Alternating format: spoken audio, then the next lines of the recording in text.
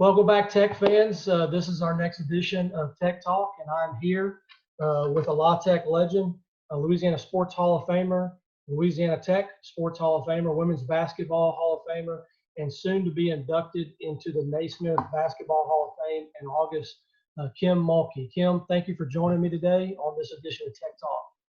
You're welcome. Thank you for having me, Tommy.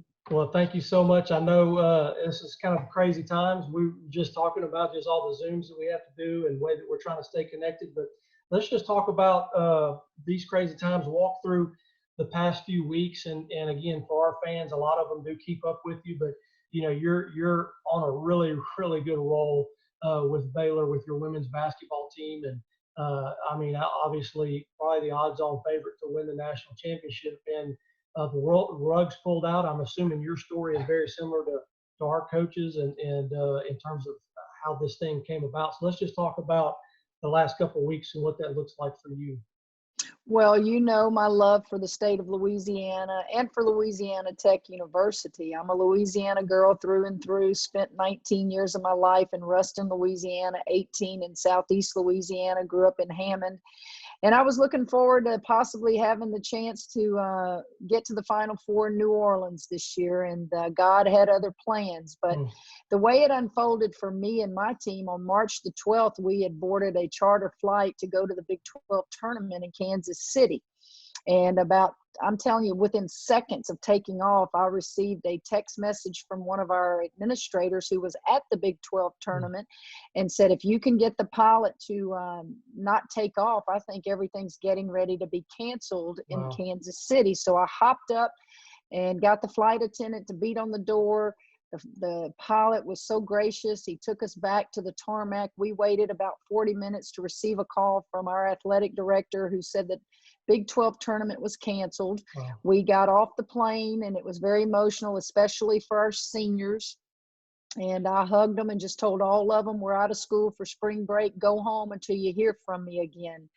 Little did we know at that time the NCAA tournament would be canceled later that evening. So we learned about it just like you and all your athletes learned about it from television. And I have not seen my players since then. Every one of them are home with their families, and I don't know when I will see them again. How do you cope with it? I think we all just try to find something throughout the day to keep us busy, and yet at the same time learn a little bit about technology, Zoom, FaceTime, and try to carry on with some type of business. Yeah, I mean, it's so different. I think obviously in some ways it gives us access to maybe some mediums in terms of communicating that we didn't do before. Particularly, I think in recruiting, there may be some new opportunities when we do get back that this presents for us to connect with people. So I think that's a positive. You have two kids. To talk about how are they doing during this time, and then you've got one that's a professional athlete. How's he handling that? Well, Mackenzie, my daughter, is on my staff, and she has a little boy. My grandson is 18 months old, and her husband, they were all on the plane when we got off the plane on the 12th of March. So, they're a big part of my everyday life in that she works with me and is one of my coaches. Kramer, my son, plays in the St. Louis Cardinals organization, and he was at the Big 12 not Big 12, I'm sorry. He was at the Big League spring training camp in Jupiter, Florida, when they were told, to get out of there. And so he flew back here, and he's been at home with us for 6 weeks. He can't find a field. He can't find a place to go hit and do infield. So what he's mainly doing is working out in our weight room and just trying to stay in shape. And you can imagine his life as a 25-year-old single guy back home with mom. He's probably just going nuts, but he's handled it beautifully. He's got to spend so much time with Cannon, my grandson, his nephew, and we wouldn't have that time, Tommy, if these circumstances did not make us. No, it is the silver lining in all of this. I was talking to Dr. Geis today about it, our president. Just, the reality is this time of year, I'm not a very good father. And so not that I don't want to be, but it's just the nature of the beast in the spring, particularly. And so now we're forging those. Well, the good news is that y'all are all together and you're having that time to spend with each other. And so that's a good update there. Let's rewind the clock a little bit. Let's talk about when you maybe first fell in love with basketball. And I think that question seems maybe a little trivial now in this day and age. But when we think about back in the 70s when maybe you were growing up and it's like the opportunities weren't there like they are now for women. And we can still grow a lot more with opportunities. But I was reading where you had to play on the men's team or Mhm. boys team just to have access. And so at what point did I'm sure at some point there, and a lot of your friends had to say, well, I'm going to go choose to do these other things, and you continue to forge that path. I just wanted to back up and talk a little bit about that and what kept you persevering and realizing that maybe you had an opportunity to move forward and your first love and memory of the game of basketball. You're right. Actually, my first memory of sports is Dixie Youth Baseball, and played a year of that, and then 2 years of Pony League. And the reason I played those is at that time we didn't have leagues of softball for little girls or even bitty basketball leagues. And I knew I could compete because every day at recess, I was always the first player the guys chose on their team. And so I thought, well, heck, I might as well go play with them. And so that's how I got started doing that with the guys. And then as I approached high school, certainly I had more opportunity to play basketball in the summer on AAU teams and then high school basketball. I just love to compete. It made me feel good. But I'm just a competitive person, period. In the classroom, whatever, it is, I just wanted to compete. I was blessed with enough talent to be noticed, to get a scholarship, and of course, came to Louisiana Tech. And I have to tell this funny story. Listen, when you're from Southeast Louisiana, you don't know that there are rolling hills in the state of Louisiana until you get to North Louisiana. And I remember taking my recruiting trip up there, and you drove, Interstate 55 through Vicksburg. You crossed over and got into the Delta there. And then it wasn't flat land anymore like I was used to in Hammond, Louisiana. And spent 4 wonderful years of my life at Louisiana Tech as a player in the early 80s, and then 15 more as an assistant and associate coach there. It's amazing that you can live in a part of a state and really not know the geography of the other part of the state, to be such a small state. But I didn't have the opportunities in basketball at a young age like kids do now. Yeah. So I did other sports, and I played them all, even through high school. I played softball. I played volleyball. I even, back in the day, you did a baseball throw when you were on the track team, and I did things like that. But then when I got to college, obviously, it was important that I played somewhere where you could get national exposure. At that time, I think one game a year was on TV, and that was the national championship game. Now you can get games just about every night on television. So I chose the right school for all the right reasons, and I was very blessed. So, how did you, wind up at Louisiana Tech? Who recruited you there, and how did that happen? Well, Dr. F.J. Taylor had a big part in it, in that he started the program. Yes. But Sanja Hogue was the very first coach there, and she just came to my games, and especially the Sweet 16 at the time was either in Lake Charles or Alexandria, and she would always show up at those games. And then Coach Barmore was the associate head coach or co-head coach on her staff, and he came to the games. And I went on a recruiting trip, and the rest is history. I'll never forget Old Memorial Gym. All the fans were standing outside the door game day, just fighting for tickets to get in Memorial Gym. And they had these windows at the top all the way around the gym. Mm-hmm. They had to open those windows because people would suffocate. It was so hot that high with that many people. But I remembered they had a tradition, and it blew me away that they didn't sit down until the opponents scored. And heck, you can imagine, as good as those teams were, they stood quite a period of time. Sure. And I just felt like, I tell people, I felt like I was at some kind of revival when I went on my recruiting visit there. And there was no question I was going to go to school at Louisiana Tech after I visited. The problem was I knew I would get homesick, and I had to really fight being homesick those first few years. Sure. Yeah, I mean, you talk about the different parts of the state. I tell people a lot of times that don't know Louisiana, and I grew up in South Louisiana, different side of the state, a little closer to Lafayette, but it's three parts of the state. It's North Louisiana, South Louisiana, and New Orleans. I mean, it's three kind of separate deals. We're all one state, and we obviously are all proud of each other, but certainly different cultures in different areas. Um, what talk about some of your favorite memories while you were in Ruston? Maybe give me a handful of memories while you were a player, and then also as a coach for the Lady Texans.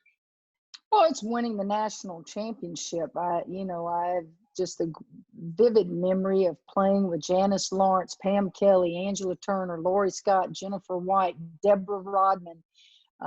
Just great players. We were always told people that our first and second strings were really the number one and number two teams in the country. We were that good and that dominant.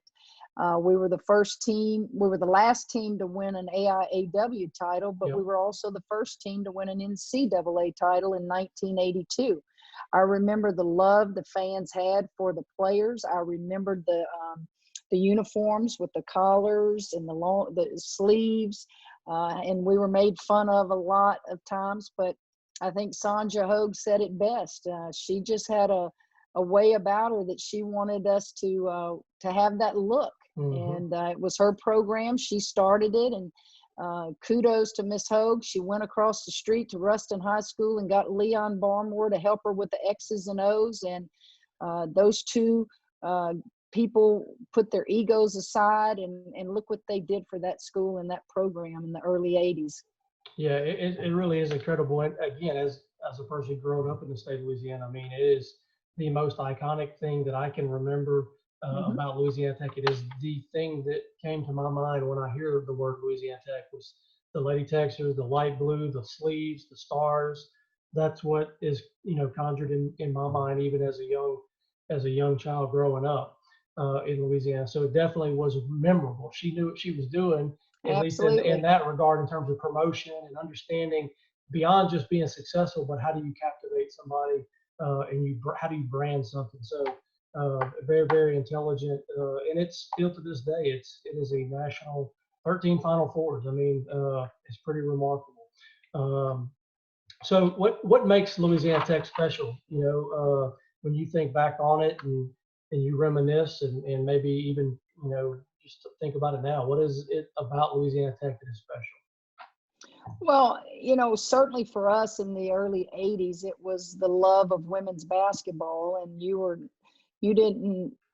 second fiddle to any sport on that campus. And that was an attraction. And then you had to go to a school that was going to give you a great degree. And I got my degree in business administration. And that was important to me. I think that the size of the school was an attraction for me. I didn't want to be a social security number. I wanted to be known. I wanted to discuss the basketball end of it with my professors in class, and they were all season ticket holders.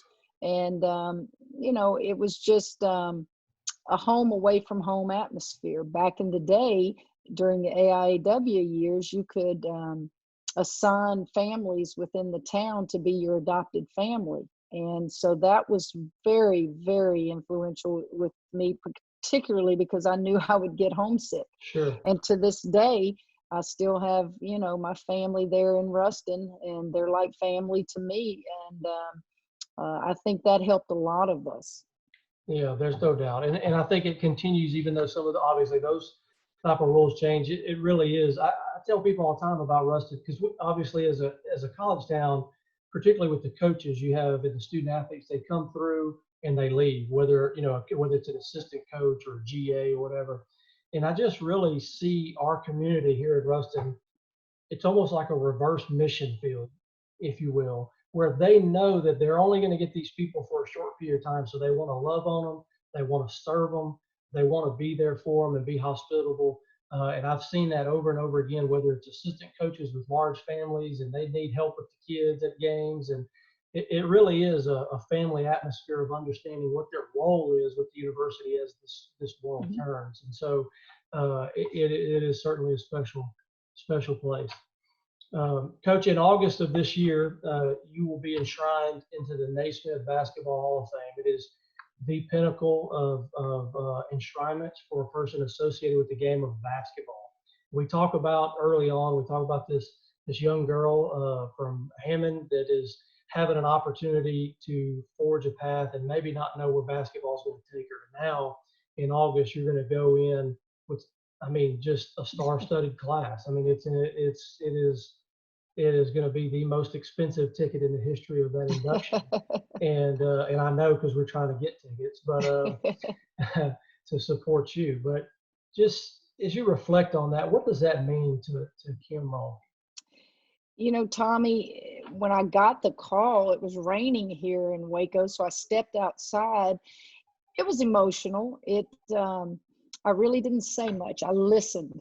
And I think back on my career, this is not what I was going to do in life. I was working on my master's degree there in business at Louisiana Tech after the '84 Olympics.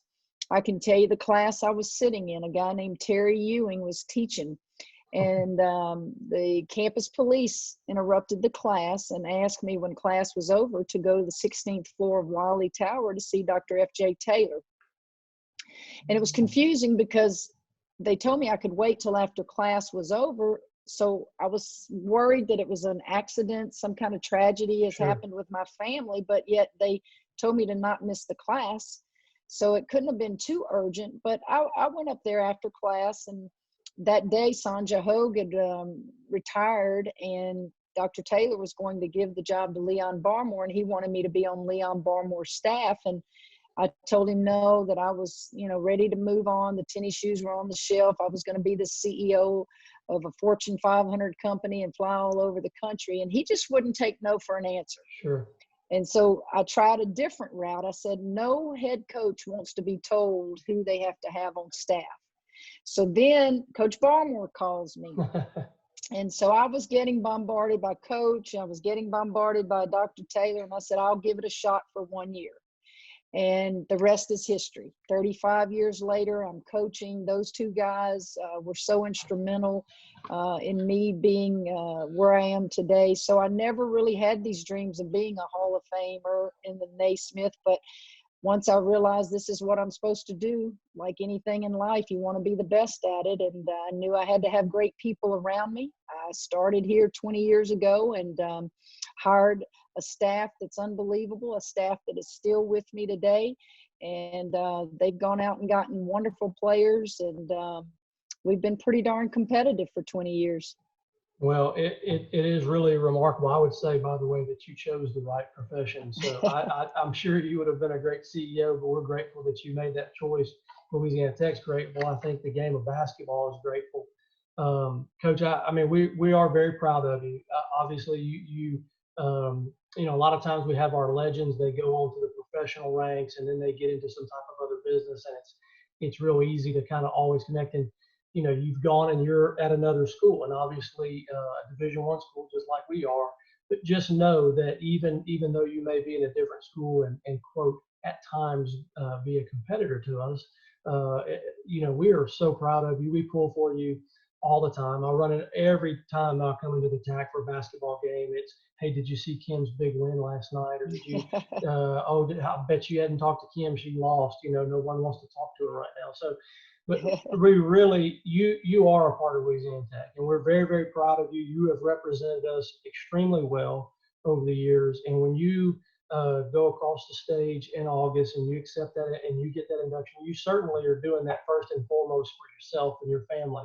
But just know that we're claiming a lot of that spotlight because we really, truly, you are synonymous with Louisiana Tech, and we're so proud of you. And we'll be there and cheering on for you in August, and also continue to cheer on the Bears as you try to get another national championship.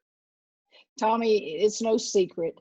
I'm a Louisiana girl, and I even tell my Baylor people here, they know that no matter where my career takes me, Louisiana's in my blood. You don't live in Southeast Louisiana for 18 years of your life, 19 years in North Louisiana. My mother still lives in Hammond. All my family still lives in Louisiana.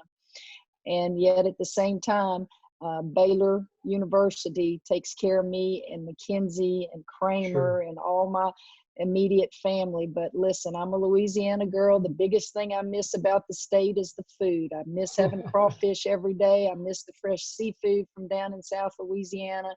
But listen, my love for Louisiana Tech, my memories of those years at Louisiana Tech will never be erased.